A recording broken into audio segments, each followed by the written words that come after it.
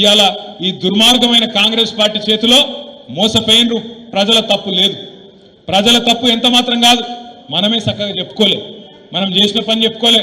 వీళ్ళు లంగలు దొంగలు వీళ్ళ చేతుల మోసపోతే మళ్ళా గోసపడతామని కేసీఆర్ గారు ఏ మాట అయితే చెప్పిండో దాన్ని కిందికి తీసుకుపోవడంలో మనం ఫెయిల్ అయినాం తప్ప మన నాయకుడు కేసీఆర్ గారు ఎక్కడ కూడా ఫెయిల్ కాలే కాలే కాలే.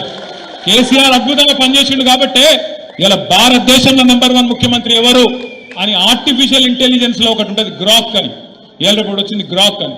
ఆ గ్రాక్ ని అడిగి 75 సంవత్సరాలలో #1 ముఖ్యమంత్రి ఎవరంటే ఆ గ్రాక్ కూడా చెప్తున్నది కేసీఆర్ #1 ముఖ్యమంత్రి.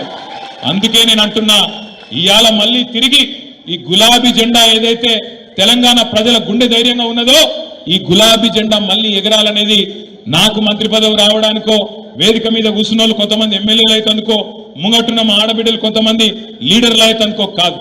ఇవాళ గులాబీ జెండా తిరిగి ఎగరాలి అనేది ఒకే ఒక్క కారణంతో, కేవలం ఈ తెలంగాణ, ఏ తెలంగాణనైతే కేసీఆర్ సావు నోట్లో తలబెట్టి 1000-1200 మంది పిల్లలు తమ ప్రాణాలు ఇచ్చి తెచ్చిండ్రో దుర్మార్గుల చేతుల్లో ఇవాళ ఆగమాగమైతుంటే తిరిగి ఈ తెలంగాణను కాపాడాలంటే ఒకే ఒక్క నాయకుడు వల్ల సాధ్యం.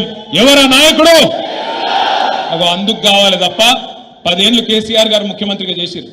ఆయనకేం పదవుల మీద మోజు లేదు, ఆయన కొత్తగా వచ్చే పదవి ఏం లేదు. ఆయన నేను కానీ ఇవాళ ఈ వేదిక మీద కూర్చున్న మనందరం కానీ తెలంగాణ ప్రజలు కానీ కోరుకుంటున్నది ఇవాళ టీఆర్ఎస్ బీఆర్ఎస్ తిరిగి గెలిచి రావడం అనేది చారిత్రక అవసరం.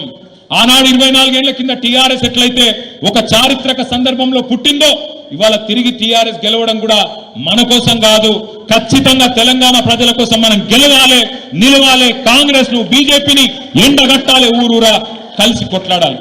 మనోళ్ళు కూడా అప్పుడప్పుడు చెప్తా ఉన్నారు, అన్న కొన్ని చిన్న చిన్న పొరపాట్లు అయినాయి, కొన్ని చిన్న చిన్న తప్పులు అయినాయి. అవును, అందరం మనుషులమే, కొన్ని తప్పులు అయినాయి, కరెక్టే. పార్టీ నిర్మాణం మనం పట్టించుకోలే, వాస్తవం. పార్టీలో చాలా మందికి పదవులు ఇచ్చేది ఉండే, ఇయ్యలే, వాస్తవం. ఇవన్నీ కూడా సరిదిద్దుకుందాం. ఖచ్చితంగా నేను మీకు మాటిస్తున్నా, ఏప్రిల్ 27 తర్వాత, ఏప్రిల్ 27 మీటింగ్ తర్వాత కొత్తగా మెంబర్షిప్ కార్యక్రమం ప్రారంభించుకుందాం.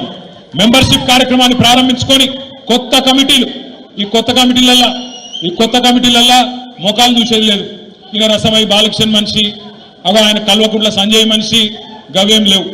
పార్టీ మనుషులు కావాలి, పార్టీని కాపాడేటోళ్ళు కావాలి, పార్టీకి నమ్మకస్తులు కావాలి తప్ప వ్యక్తి పూజ చేసేటోళ్ళు వద్దు. కొంతమంది ఎమ్మెల్యే గారు చుట్టూ తిరుగుతూ ఉంటారు, ప్రజల చుట్టూ తిరిగారు. ఒక అసంటోళ్ళు వద్దు. ప్రజలలో ఉండేటోళ్ళు అంటే అసంటోళ్ళు కూడా ఉండాలి. ఆయన పురాగ ఎమ్మెల్యేని ఒక్కరిని చేసి విడిచిపెట్టకూరి. అసంటోళ్ళు కూడా ఉండాలి, ఇసంటోళ్ళు కూడా ఉండాలి. కానీ ప్రజలలో ఉండేటోళ్ళు, ప్రజల కష్టంలో సుఖంలో ఉండేటోళ్ళు, వాళ్ళని నరుచుకునేటోళ్ళు, ప్రజలకు మన పార్టీ తరఫున గట్టిగా వాదన అనిపించేటోళ్ళు, వాళ్లకు పెద్దపీట వేద్దాం. కమిటీల నిర్మాణంలో కూడా పెద్దల అనుభవం అంతా కూడా తీసుకుందాం. ఎల్ రమణ గారు ఎప్పుడు చెప్తుంటారు నాకు, అన్నా మనం ఒక సుశిక్షితులైన కార్యకర్తల బృందాన్ని తయారు చేసుకోవాలి, ఇంకా 3 ఏళ్ళు టైం ఉంది. ఈ 3 ఏళ్లలో ట్రైనింగ్ క్యాంపులు పెట్టాలి. ఎక్కడికక్కడ మనోళ్లను ఎట్లా బీజేపీని కాంగ్రెస్ చీల్చి చెండాడాలి. నరేంద్ర మోడీ ఎట్లయితే తల్లిని చంపినరు, బిడ్డను బతికిచ్చిండ్రు అని చెప్పి విషపు మాటలు మాట్లాడిండో అవన్నీ చెప్పాలి. బీజేపీ మోసాన్ని కూడా ఎండగట్టాలి, కాంగ్రెస్ మోసాన్ని కూడా బయట పెట్టాలి అన్న రమణన్ ఎప్పుడు చెప్తా ఉంటాడు. ఒక్కొక్క వర్గానికి ఎట్లెట్లా అన్యాయం జరిగింది. చేనేతలు కావచ్చు, గీత కార్మికులు కావచ్చు, ఇవాళ రాష్ట్రంలో మత్స్యకారులు, ముదిరాజులు కావచ్చు, గంగపుత్రులు కావచ్చు, గొర్రెలు ఇస్తారని చెప్పి ఎదురు చూస్తున్న యాదవులు, కుర్మ సోదరులు కావచ్చు, ఒక్కొక్కరికి ఎట్లా అన్యాయం జరిగిందో లెక్కలతో సహా చెప్పే సత్తా మన కార్యకర్తలు సంతరించుకోవాలి, మన నాయకులు సంతరించుకోవాలి.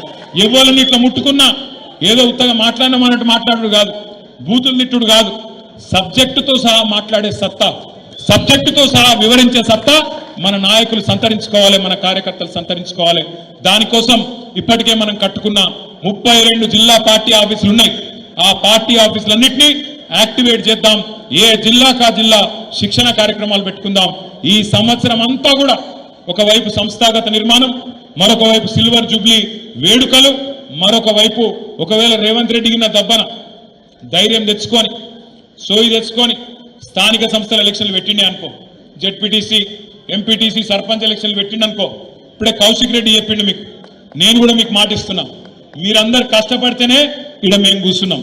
మీకోసం ఇప్పుడు మేము కష్టపడే టైం వచ్చింది. తప్పకుండా గల్లీ గల్లీ తిరుగుతాం, చెమట వడుపుతాం, గల్లి గల్లి తిరుగుతాం. మీ గెలుపులో మేమందరం కూడా మీకంటే ఎక్కువ కష్టపడతాం. ఇది నా మాట. అన్ని రకాలుగా మీకు అండగా ఉంటాం. మీరు గెలిచి వచ్చే విధంగా పనిచేస్తామని చెప్పి కూడా నేను మాటిస్తా ఉన్నా.